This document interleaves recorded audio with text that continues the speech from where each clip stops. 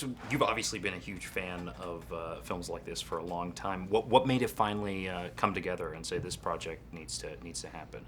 This is a story that was in my head. I told Eli the entire story one day, and he saw it. He enjoyed it, and we had got together some time later, and we wrote a great screenplay, and we got the green light from a studio and all that, and here we are, man, with Iron Fist. He told me the whole story, and this was right before Hostel 1 came out, and I thought if I'm ever in a position to help him out, I want to see this movie.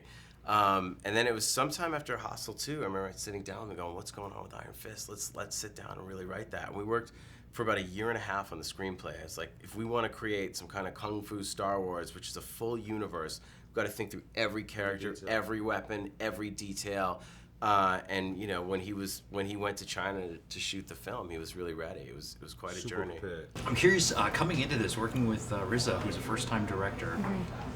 What is it like? How does he compare to experiences you've had in the past? I've never met a first-time director that also starred in his own movie and would do his own music for the movie. So, talk about a multitasker. Like, really had his plate full, but he did it, and he killed it.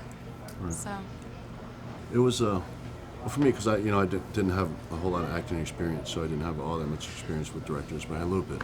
But it was really, the coolest thing for me was, because I knew that he had this vision, and it was really cool to watch him make his vision become a reality. So it was I was just kind of watching, as a fan, like the whole way through, even though I was in the movie. A lot of times I'd just sit behind the monitor and just watch what was going on and watch how RZA was working. It was just really kind of cool to watch. When you come into this, it feels like every character in this film has a long history that we don't know everything about. What are you told, and what do you make up about your character to find the role? RZA just told me that my character Silverline is someone who needs to take over the clan, and it's an opportunity for him to. It's an opportunity that he's been dying to do for a while. So he gave me the world, and he gave me the character background, and then he said, just go do it. I worked on Afro Samurai, and I had a chance to work with the writer on that movie, right, and series. And he said this to me. He said that the story of Afro Samurai is a 100-year story in a 10,000-year period. And so with that idea, we write in Iron Fist, we like, this guy started here. He got to here. He's from the Tiger Clan, but now he's the brass body. Madame Blossom, she's been around the world. That's why you'll notice, the character Jackknife is like, how much time you spent in France. He could tell just from the items she chose to put in her brothel. Lady Silk, why is she so comfortable with just one customer? Because she was an orphan. Her family, she's a gambling debt paid. Her mother and her mother. Her mother kills herself, and she lives on in this brothel. So every one of these characters have backstories to them. And that's when you watch Iron Fist, you kind of feeling something that really exists. And Star Wars helped. Yeah. Star Wars. We and talked things about like that. Boba Fett. You see him for one scene, but you who's that guy? That guy's got a backstory. And then you see the animated Christmas special, and there's a whole 25-minute thing about Boba Fett, like he did with the prequel. Brass Body and the blacksmith, they nod at each other. They give each other a look like they know each other. And then he's got the prequel showing what happened before. And that was the fun of it, was really, really creating mythology. So, the funny thing is that RZA had backstories on all the characters already. He talked to me a little bit about the background of my character, and I was like, oh man, you got to add that into the movie, because he had already had these backgrounds to all these characters.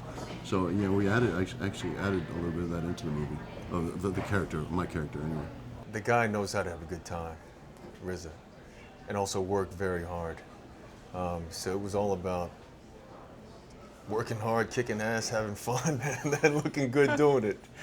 So that's what this movie was about. But the characters were all very interesting, and my character, he just wanted to have a sense of the kind of reluctance of going into battle when he's turned his life around. He's in the mountains, falling in love with the woman of his dreams, when he's forced to go back into a rogue lifestyle.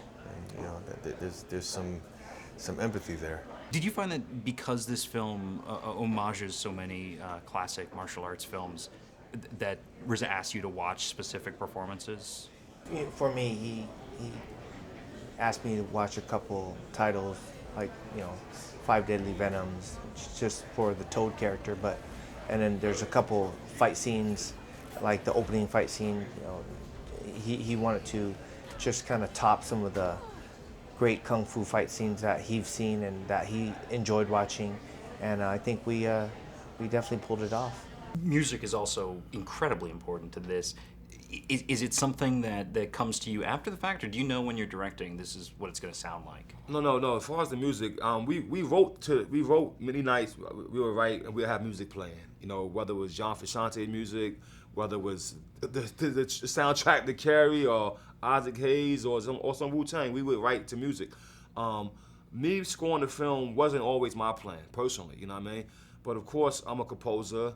And I'm synonymous with music and martial arts.